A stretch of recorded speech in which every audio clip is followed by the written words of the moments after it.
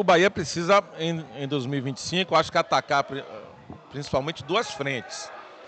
Veja assim como os pontos negativos do Bahia. O Bahia é uma equipe que teve muita dificuldade nas finalizações. São muitos jogos em que o Bahia perde um número acentuado de gols. E é uma equipe frágil na marcação. O Bahia sofre muito quando não tem a bola.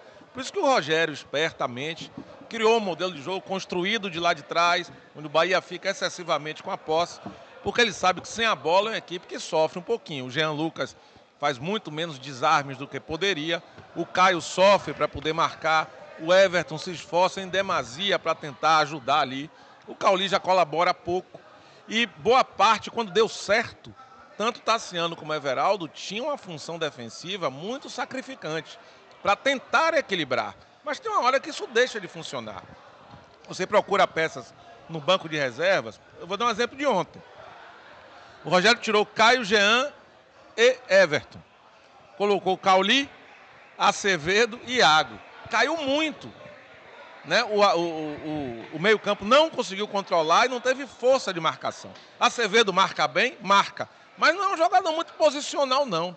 É um jogador que se movimenta, vai dar bote no lugar errado, deixa um pouco desguarnecido. O Iago tem dificuldades para desarmar e o Cauli mais ainda. Então, Bahia, para fazer uma competição mais forte, eu vou dar o exemplo do time do Botafogo, foi o time que venceu. Né? Você tem ali Savarino, Almada e Luiz Henrique atrás do Igor Jesus, que são jogadores ofensivos, mas você tem o Luiz Henrique que retorna forte. Tanto o Savarino como o Almada ajudam, mas você tem o suporte de Gregor e Marlon Freitas. Você tem dois volantes fortes fisicamente que marcam. E aí você equilibra. O Bahia não tem esse equilíbrio. O Bahia sem a bola é um time que faz muito esforço para poder jogar. A gente precisa encontrar um híbrido. Um Rezende e Caio Alexandre. A força do Rezende. O Tassiano era um jogador originário dessa função. Eu acho que o Jean Lucas tem a obrigação de evoluir no quesito marcação. Né? Ele é um jogador alto, forte, com passada larga e que desarma muito menos do que deveria. Ele é muito discreto marcando. Não é que ele seja nulo, né? Mas ele tem que contribuir mais. Caio se esforça, mas não é também o estilo dele. Né? Então o Bahia sofreu um pouco nisso. Toda vez que o meio não funcionou bem, expôs a última linha. O Gabriel fez a partida mediana, aparece as falhas para o Canu, para toda a linha de 4 que está ali atrás. Então o Bahia tem que evoluir nisso, tanto nas finalizações, e faltou um meia, né? O Cauli jogou muitos jogos, quando ele não joga, você não tem aquele meia, o 8 ou o 10, que encoste nos homens da frente. Ô Nelson, o Bahia pecou nisso também. O Soriano falou de 6 peças. Podemos imaginar, na sua cabeça de treinador, não a de analista, você treinador, qual seria a sua prioridade nessas 6 indicações? Você pensar numa espinha dorsal aí, você precisa de um goleiro. De cada posição. Um goleiro, um zagueiro, um lateral esquerdo, 3. Um volante, um meio e um atacante. A princípio seriam esses 6. A princípio, 6. Mas precisa de mais, eu acho. Mas precisa de mais. Eu acho que esses 6... Agora, rapidinho, só que a gente está com essa imagem no ar agora, que é uma imagem muito bacana, porque é do meio da torcida, né? Não é nem de cima, de longe. É realmente a sensação de quem estava lá, né? Do empurra-empurra, do vucu-vucu. A polícia ali fez um improviso e montou um corredor, mais ou menos, né? Mas os seguranças do clube também, coitados, pensando, pá, acaba logo, acaba. Mas passa realmente que os caras estavam querendo viver isso. Né? A gente tem uma imagem muito simbólica da Copa do Nordeste, quando aconteceu esse cordão, esse corredor, né? E eu acho que esse grupo precisava sentir o que a torcida do Bahia queria passar para eles. Foi por isso que o Bahia ganhou o jogo? Não, o Bahia começou o jogo daquele modelo, perdendo 500 gols, né? Eu botei no nosso grupo da rádio, pronto, inimigos do gol entraram em cena. Que é impressionante, gente. É impressionante. Mas pelo menos, Ju, se é que a gente pode ter um alento, o Bahia finalizou muito mais. O Bahia era o time que era criticado, Ju, por ter a posse e não finalizar. Até achava e não finalizava. Bahia perdeu muitos gols porque finalizou muito mais. Se é um alento, Nelsinho, você agora vai corrigir a finalização. Mas pelo menos os caras já estão finalizando. Mas tem alguns jogos, Bará, que tá finalizando e nada de entrar. Então, assim, a gente viu eles entrando aí com muita força e vibração. A gente viu também... o dedo aí tá hoje lento, né? O negócio Sabe o que é, né? Já a bonança chega, eles ficam fortes. Não é não. É o Hulk. Tá. A verdinha. Não acredito. Fabio não é disso. Não. Mas assim, Ju... O que eu ia complementar? Quando acabou o jogo, você viu todo mundo lá junto à torcida, vibrando, alguns chorando, né? Alguns sentindo ali como se fosse uma despedida, porque sabem que o contrato está acabando e que não tem possibilidade de renovação. Você vê um Everton Ribeiro, que a imagem dele me marcou, um cara que já ganhou tudo que podia e que não podia, mas vibrando ali como se fosse um título, ele pega com a bandeira, ele vai emocionado. Pega a bandeira e começa a sacudir, parecendo um menino que conquistou algo pela primeira vez.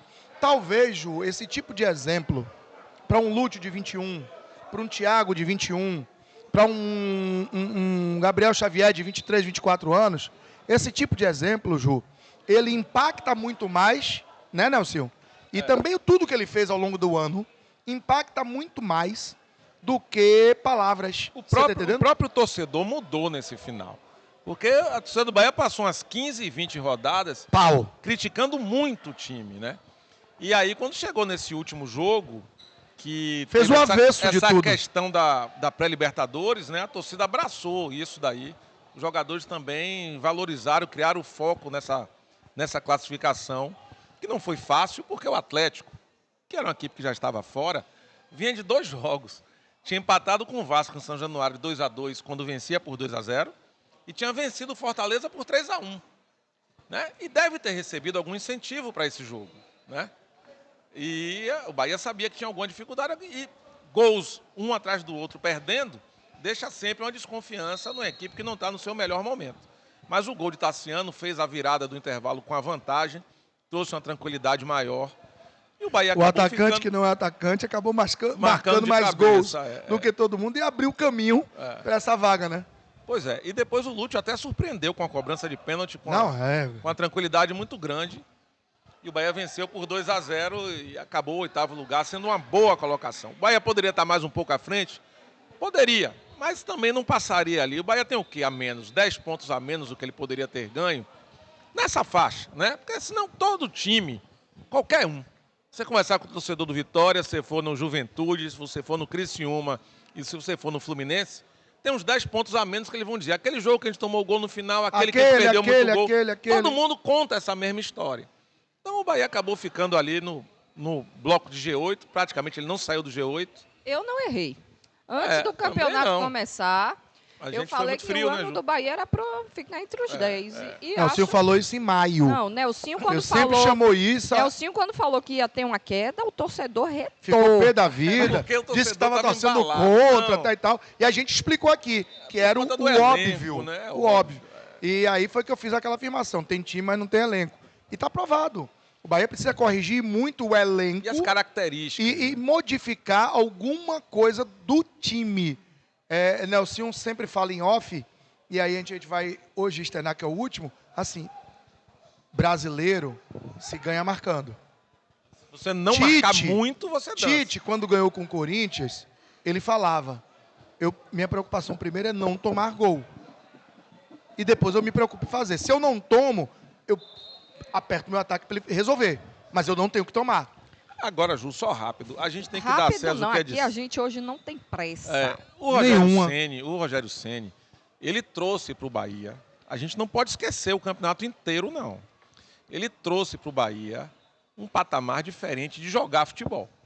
O Bahia com posse, o Bahia no seu melhor momento, sobretudo no primeiro turno, o Bahia jogou controlando o jogo na Fonte Nova e fora, contra qualquer um. O Bahia constrói, né? Circula, entra no campo adversário. Várias vezes, o Gabriel Xavier e o Canu estão na intermediária ofensiva do adversário, com o Bahia circulando bola. É mais difícil jogar assim. Jogar com um bloco baixo, todo encaixado, o zagueiro não tem trabalho, a não ser rebater e desarmar. Então o Bahia é um time que se expõe mais, um time que vai para protagonizar o jogo. É claro que ele não tem elenco para mandar no campeonato do início ao fim, né? E aí faltaram peças com maior poder de marcação. Mas o Rogério trouxe coisas boas. O time saindo de trás de forma construída, a equipe ter posse de bola, a equipe gerar situações. Conseguiu fazer nos 38 jogos? Não. Mas conseguiu boa parte, por isso ficou em 8º.